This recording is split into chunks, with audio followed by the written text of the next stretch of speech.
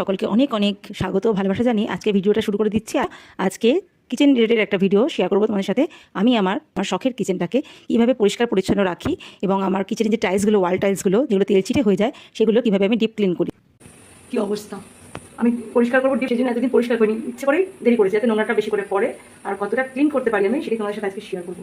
তো দেখো, এটা ফ্যান পুরো আঠা হয়ে গেছে, তেল চিটচিট হয়ে গেছে, দেখতে পাচ্ছি নিশ্চয়ই একদম চিটচিট হয়ে গেছে। ওপরটাও দেখো, আজকে আমি পরিষ্কার করেছি, কিন্তু এবার একটু দেরি করেই করছি, তার কারণ তাহলে এই নোংরাটা তোমরা দেখতে পারতে না।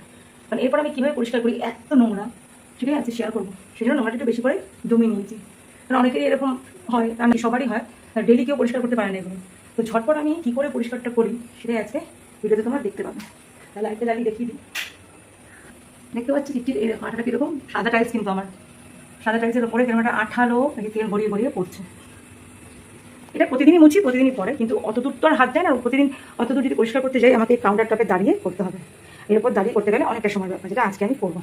একদম ওই অবধি পরিষ্কার করবো, কিন্তু একদম এই কাউন্টার টপে দাঁড়িয়ে নেবো, উঠে দাঁড়িয়ে ভালো করে করবো। কিন্তু কতটা ঝটপট পরিষ্কার করে সেটাই দেখো, কতটা নোংরা। এরপরে দেখবে এই জায়গাটা কতটা পরিষ্কার করি আমি জানি না ক্যামেরায় তোমরা কতটা নোংরা বুঝতে পারছো, কিন্তু কাছ থেকে কিন্তু বেশ ভালোই নোংরা লাগছে, যেহেতু এটা সাদা টাইলস, এই জন্য একটু বেশি পরিষ্কার রাখতে হয় আমাকে। আর এই গ্যাস ওভেনটা মোছা পরিষ্কার করবো, এটা তো প্রতিদিনই করে থাকি রান্নার পরে। প্রত্যেকদিন যেদিন যত বেশি ময়লা হয় সেদিনকে এই ওভেনটা পরিষ্কার করতে তত বেশি সময় লাগে। যেদিন আমি রান্না বান্না করি বা কোনো কিছু উঠলে পড়ে না, সেদিনকে একটু মুছে নিই, শুধু আর কিছু করতে লাগে না। যেদিনকে এরকম ভাতের মার পড়েছে, অনেক সময় চা উঠলে পড়ে, তখন কিন্তু ভালো করে ডিপ ক্লিন না করলে হয় না। আর এই ওভেনটার বয়স অনেক বছর, 20-25 বছর বয়স। মানে আমি বিয়ে হয়ে এসেছি 20 বছর হয়েছে, তার আগে থেকে আমার শাশুড়ি ব্যবহার করছি ওভেনটা। তারপর আমি 20 বছর ব্যবহার করছি, বুঝতে পারছো, 20-25 বছর বয়স।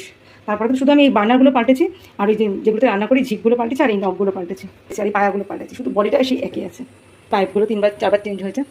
তো চলো আমি শেয়ার করি আজকে কীভাবে রান্নাঘরটাকে আমি ডিপ ক্লিন করি, আমি আমার মতো করে সহজভাবে ঝটপট। একটু স্কিপ করো না তোমরা, দেখো কোথাও কোনো সেরকম কিন্তু ময়লা পড়েনি। দেখো, মানে আমি যখনই রান্না করি ওই পাখাটা চালিয়ে নিই। আমার যেহেতু চিমনি নেই, সেই জন্য আমি টাইলসটা একদম মাথা অবধি লাগিয়ে যাতে আমি মুছতে পারি।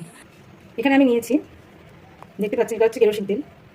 বেশ অনেকটা পরিমাণে কেরোসিন তেল নিয়েছি, দেখুন অনেকটা পরিমাণে, যাতে একটা কাপড় চোবানো যায় এরকম। কেরোসিন তেল ছাড়া কিন্তু হবে না, ওই জন্য কেরোসিন তেলটা লাগবে। কেরোসিন তেল অথবা তারপিন তেল, যেকোনো একটা নিলেই হবে। নিয়েছি আমি এখানে একটা লিকুইড ডিশওয়াশ জেল, যেটা আমি প্রতিদিন আমার বাসন ধুই, সেই ডিশওয়াশ জেলটা নিয়েছি। আর এখানে নিয়েছি একটা লিকুইড, এটা হচ্ছে DIY, আমি নিজে বানিয়েছি। দেখুন স্প্রে করলে, এরপরে স্প্রে করে দিই, মশা মাছি সব চলে যায়। ঠিক আছে, এটা আমি সবার শেষে ব্যবহার করবো। রান্নাঘরটা পরিষ্কার করবো আগে, তারপর এটা দিয়ে মুছে দেবো। এখানে একটা কথা বলি বন্ধুরা, কিচেন ক্লিনিং ভিডিও আমি একটা শর্ট ভিডিও বানিয়ে শেয়ার করলাম। সম্পূর্ণ ভিডিওটা যদি দেখতে চান, নিচে একটা লিঙ্ক দিয়ে দিলাম, সেই লিঙ্কে ক্লিক করে চাইলে দেখে নিতে পারেন। সেই লিঙ্কে ক্লিক করলে সম্পূর্ণ ভিডিওটা আপনারা খুব সহজেই দেখে নিতে পারবেন। ভালো লাগলে লাইক দিয়ে যাবেন।